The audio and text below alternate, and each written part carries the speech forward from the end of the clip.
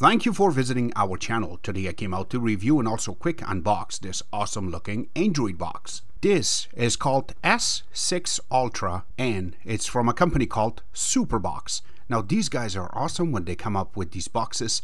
Again, it has its own little goodies inside, and I have to mention that if you are watching this on YouTube, this is YouTube friendly. You want to watch the full video under information or more info. That way you can watch more. This box comes with a Bluetooth remote, also voice search inside of the channels, and more. I do not want to forget that this comes with a gigabit LAN, Wi-Fi 6, 4 GB of RAM, 128 GB internal storage. And I do not want to forget, if you haven't subscribed to our channel, click the subscribe button. Make sure you share this with your friends and family. Make sure you click the notification icon, select all in order to get notified once we have a new video out. On top of that, if you have a question, drop them at the bottom of the video. We love to help you out ASAP.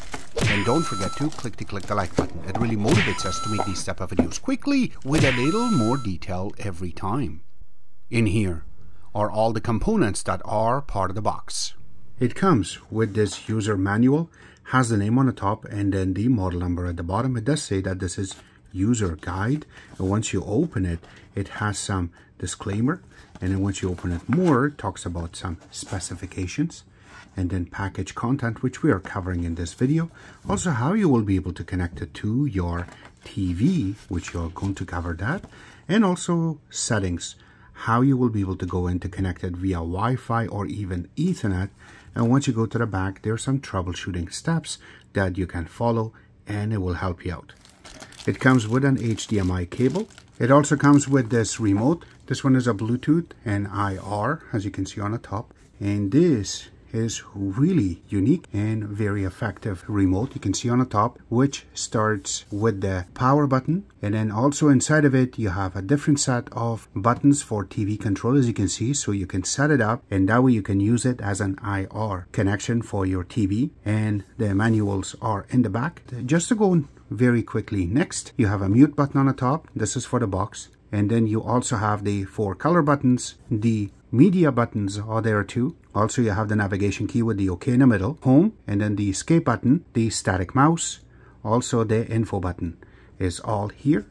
Going down, you also have the mic button, which does work, and we're going to test it in this video. Volume up and down, and then you can skip and rewind with over here. You can also change channels. Also you have the settings, you have the menu button, and the numeric buttons with the delete right underneath of it. You do have the name, and also it will tell you that this is the RC200 remote. And then going on the top is where you're going to see the IR sensor. And once you put the battery inside of it, and when you press using a camera, you don't have to film it, you should be able to see a little light blinking when you press a new button. That means is your remote is functional and your battery is good. Comes with a power, and inside of the little plastic, and this part will connect to the box. But this is 5 volt 2 amps, and it has all the information written on this side, but it's connecting for Canada, United States. The box itself is sitting inside of a little plastic, which it's been really tied up, and we have to cut it to open. And once you open the side, you can easily take it out. And this is how the box really looks. You have a nice writing on the top, and by the way, this color is really nice, and it has a nice cut going all the way around. Now, all of the super boxes have the similar look to it, but the model number is written right in the front, so you're not going to mistake them which one you have. And you have a nice LCD in the front, and when you turn it on, it will tell you time, and also if you connect it via LAN or Wi-Fi. It has a little part for IR, so that way you can use the remote as regular IR. There's a little LED, so that turn it on, it will turn blue. You have a TF card reader. You have USB 3.0, USB 2.0. There's a little part for restore, just in case if you haven't needed to place it on factory default. There's 2 antennas for the actual Wi-Fi, which will be really good and handy. There's a little DC connection, so you can connect it to the power. IR extender, which doesn't come with the wire. Also AV connection, so you can connect it to older type of TV, and it's not recommended. You also have an HDMI connection, a gigabit LAN, and also the SPDIF or optical audio connection, so you can connect it to the old stereo system. You also have bunch of holes on this side for ventilation and nothing else. And once you flip it upside down, you have 4 little legs. So this way, when you put it on the actual table and you want to move it, it does move, but if you have a heavy cable, this will stop it and it would not really move. You can see that when you put pressure right over here and you want to move it, it's very hard to move, which is really good. Make sure you put it on a flat surface and not cloth or any kind of clothing, because it needs to breathe, and that's why there is a little part that comes out and you can see the legs that will give it that little space for it to breathe. You also have holes for ventilation and a little sticker that will tell you a model number and also your serial number and MAC address, which mine is hidden. And I've said about it. Let's get this connected. As usual, first thing when you turn on your TV, make sure you connect the HDMI to the box and then connect the power. This way your TV will recognize if this box is 1080p or 4K. And then once it comes on, you can see the little blue light and then the time, and it will switch once it's totally booted up. When you turn it on for the very first time, this is the logo you should see. And then it does go to an animation. And you should get this disclaimer. Now this is the very first time that we're processing this. So you have to grab your remote, point it towards the box, and then click on OK. That way you can say agree, or you can skip it. So go to agree. And then you have to connect it to Wi-Fi if you're not connected via LAN. If you are connected via landline or your internet wired, then you don't have to see this and it would automatically bypass. And then you can select next. And now if you have black lines around your screen, this is how you will be able to fix. So on your remote, around the OK button, you can press up in order to make it bigger or press down to bring it smaller. So if you do have like black lines as you see right now, that's what you have to do to fix it. So I'm pressing up in order to make it 100%. So this way I don't have any black lines around, and click on finish. And that's it. And then you are on the main screen. So now on the main screen, you have their logo on the top, and then you have the little weather widget. And that's usually taken from your IP address where you locate it. And then it shows that if you're connected via Wi-Fi or it's connected via LAN. Right beside that, you have Bluetooth, which we're not connected, and then we're going to connect in a couple of seconds. But underneath of it, you have huge icons. The first one is Live TV. Again, this is just a little folder, so you can add the app, but we haven't done anything to this yet. And then you have VOD, same thing, and then playback, browser, app stores. Now, this is not just one app store. And then regular apps, so anything that is pre-installed will be here. And then going down, you have the shortcuts, and this way you can click on one and you can add an app, so something like calculator, and when you press back it shows up. Now in order to get rid of it, you have to press the menu key and just deletes it. Now if you want to change this to different one, you can see that there's a little check mark. When you select to add a new one, you have to uncheck. There you go. And then you can check a new one. And that's how easy it is. When you press back, it's changing. Except that if you had a problem, this is how you fix it. Underneath of that, you have settings. So this is regular settings, and where you go to connect to Wi-Fi, check your apps, account information, all going to be inside of this part. And then beside that, you have a little folder. This is where you come to be able to play with your movies and everything that you connect via USB, or if you have it on your network, to play with. The next one is a little brush. This is really cool to have, by the way, and this is how you will be able to kill all the apps that are running in the background, and you just want to play with one because your box is going slow. This is going to help you out to process. It's not deleting, it's just going to close your apps. The next part is going to be speed test, and then it goes through to fast.com in order to check your internet speed to see exactly what type of numbers you're getting. Again, this is not bad for your streaming part, but if you want to really know by megabits, again it shows right now megabits, but it doesn't show point something after that, this is not bad to process. The next part is deleting apps. So you got to go here, and whatever app that you installed, you want to delete it, you can process it from here. The next part is the mic button, and this is where we're going to go to pair our remote to this box. Now, as indicates on the actual screen, you need to press the OK and then also the back button together for a couple of seconds, and that way your remote will see a little light blinking on the top right over here. And now it says search complete. That means it found it. So now we just have to wait, press the OK button in front of the box itself, and now it says pairing, and now it's connected. Once it's connected, then it flips back to the main screen, and that's it. So now you don't have to really point it towards the box in order to use it. This is shortcuts. You have numbers on your keyboard, and that will really help you out to launch certain apps. There's another icon right beside that, which is for support. So you can get support either from online, or you can go to WhatsApp on your phone, or you can send an email and you will get some support from them. This way your box will never go down and always going to work. On the other side of it, you have a MAC address, which mine is all blurred out. The model number is right beside that, and then the time and date, which is really cool. It's all going to be in the bottom. Let's go next to test the box. The first thing we're going to launch will be YouTube. So as you can see, when you go to the settings, by default, YouTube is going to play it as 1080p. It says auto. And then once you click on it, you can change it to 4K. This is 2K and this is 4K. So let's switch it. Takes a couple of seconds and then it kicks in, and you can see that it got a lot more vibrant. This means is this box can play YouTube and 4K. Let's go a little bit geeky inside of it.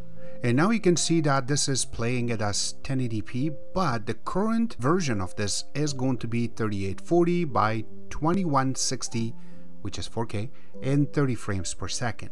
But if you look on the bottom of it, the codec that it's using is VP9 and OPUS. Again, it's very good. It's still, there's a 0 frame drop. That's what we're always looking for. But if you look on the colors, on the buffering health, on the network activity, everything looks very, very healthy, which is good to play with this box. This is YouTube. The next thing we're going to launch will be the Geekbench 5 history, and we already have some numbers. So for single core for this box, 112, and for multi-core we got is 389. Again, it's really good having Android 12 running on this box. The next thing we're going to launch will be AIDA 64 or IDA 64. Now by default, you can see that we have already tried to go next and play with this a little bit. So here we go. The name is right, and then when you go down, there you go, the model number is right. So if you go down a little bit more, it tells you that this is 4 GB of RAM and total RAM that is there, how much is available. Now the internal storage on this is 128 gig, but it shows a little bit less because of how much of a space has been taking. Divide it in a little bit because you need recovery, and also you need it for some apps that is pre-installed and then some apps that we installed, and this is how much left right now for us to use. And the Bluetooth on this is Bluetooth 5, but it shows 4 because this PCBA or the actual board is not really giving that much information out for this app. But if you want to go to the actual CPU, here you go, this is all winner, and it's H313, and also using another chip, H616, to make this very powerful. Again, it's a quad-core processor running on 1512 megahertz, which is a Cortex A53. Now going down a little bit, you can see the 4 cores, and then they are maximized up to 1512, and you can see that is going all the way very low and then going back up. CPU utilization is roughly about 21 to 24, does not go higher. The next part is going to be the display. Native resolution on this is 1080p. It is multi-G31 for the GPU. It's a single core processor running on 60 Hz. Again, its orientation on this is landscape mode. OpenGL is 3.2, which means as if you want to play certain games on it, will play very nice and smoothly. Now the network on this is really good. Again, it does not show Wi-Fi 6, but as you can see, 5G network is compatible, which is in the bottom, which is right over here, says supported. Now this doesn't have battery. Regular Android on this is Android 12. The terminal on this, you can see the actual CPU is about 60%, does not go over. So again, it's really nice and cool. The DDR on this is same number, and DDR is the RAM. The GPU also doesn't go a lot, and then the main terminal also, it sounds really good. Now going on the codecs is something that you guys always looking for, so you can see all the numbers there and what you're looking for. The ones that makes this box really good is near to the bottom, which is H264, 63. I do not see 65. Again, MP4 is there, MPEG-4 is there, VP8 and VP9 is there. Again, it's really good to play with this, but the H265 is going to come up on a future boxes because of the chip compatibility, but this has everything that what all winner can provide for you, and it works. Now for the next app, we will launch the video player, which is VLC. Now the first thing, as always, we're going to play is our own little video that we have. And this is a 1080p video. You can see that as soon as I click play, it just starts playing it for us. So that means, and there's no stop to it. Now when we are playing our 4K video, which we filmed in Niagara Falls a few years ago, you can see that the map is very big and it has a lot of little details to it, so it does not really pause anywhere. That's what we are looking for, that if anywhere that's going to get little pixelization or if it's going to frame drop, and I don't see it. Everything is very smooth with our own video filming. Now this video is 10-bit video. It takes a little bit for it to play. Again, I have the sound but no picture, so that's saying that 10-bit video does not work with this box. The next thing we're going to check will be the internet speed. It's called Analytics. Now this is really good. Right now we're connected via Wi-Fi, and this is Wi-Fi 6. So let's see exactly how good it will connect. Now remember, it depends when you're going to use it and how good it's going to be connected. Right now it's a little bit of a rush hour, so this is the number I got for my download rate. Now right now going through to get the upload rate using Wi-Fi. Once this is done, we're going to change this to LAN connection and we're going to check it again. So for my download is 44 megabits per second and for my upload is 69 megabits per second. Again, the ping is really good. So let's go through and connect the landline. So you should see that Wi-Fi part on the top should change to a landline, and there you go. Now let's go back and check the speed. So now we relaunched it and let's see how good it will connect using landline.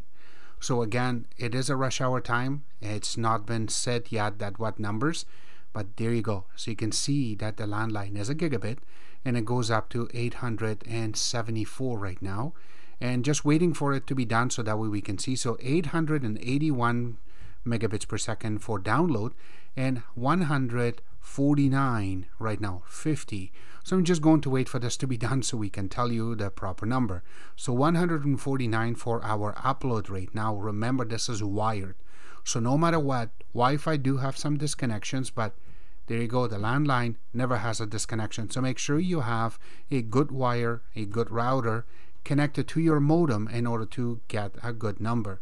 If you're directly connecting it to your Wi-Fi modem that your ISP provided, I do not recommend it, since they can see how much stuff is connected. But if you have your own router and then connect everything to your router and just one wire goes to your modem, then they cannot see anything and you are very safe and secure. This is our internet speed. All the links will be available in the bottom of this video, except that this was our take. I hope you guys like our video. If you do like it, click the like button, subscribe button on the top, comment in the bottom. Always remember to visit our own website, which is xctex.info.